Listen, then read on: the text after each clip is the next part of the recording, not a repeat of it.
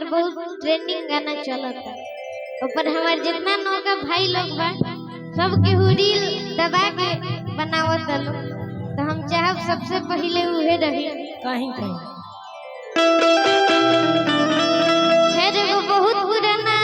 भरत शर्मा जी के लय रहे कि केसर के गंध लेके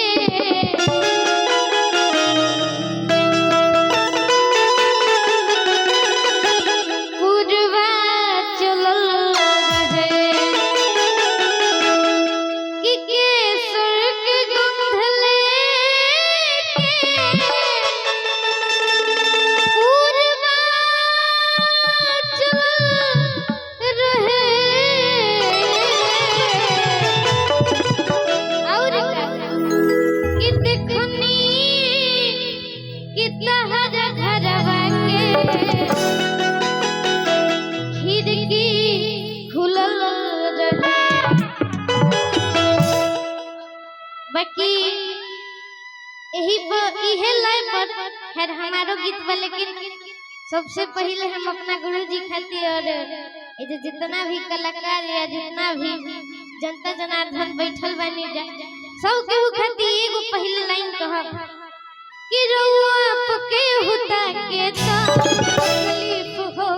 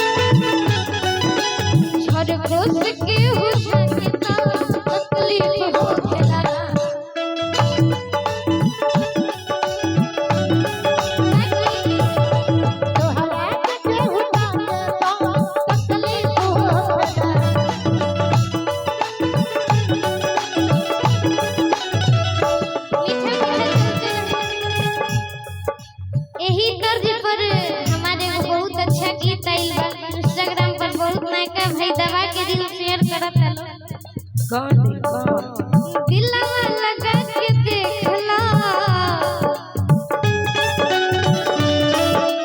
दिलवा लगा के देखला भाई दिलवा दीवाना बा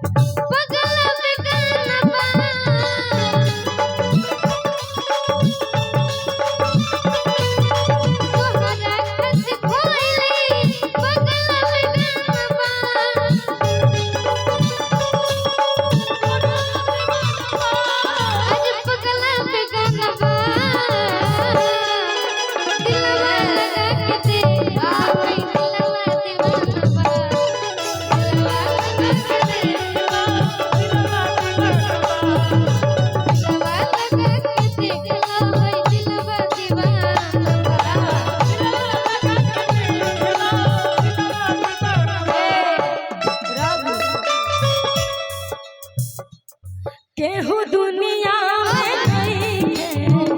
तुम्हारा सिवा हो तुम्हारा सिवा प्यार में नहीं कोई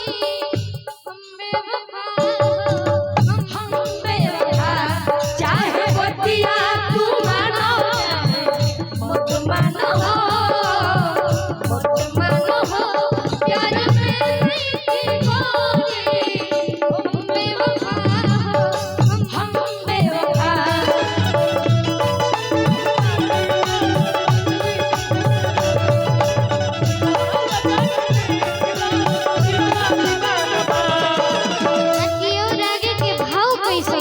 कैसे रानी के बोला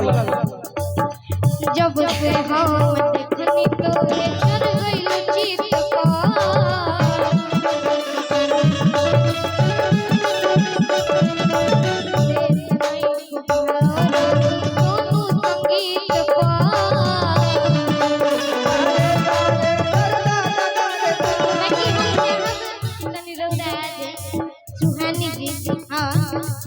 जरूरी बा आज चलते रही मीठा मीठा जब से हम देखनी तो है चढ़ गइल चित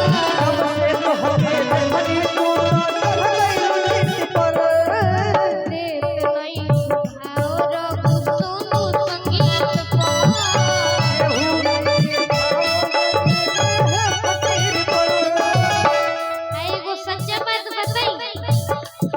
कि तो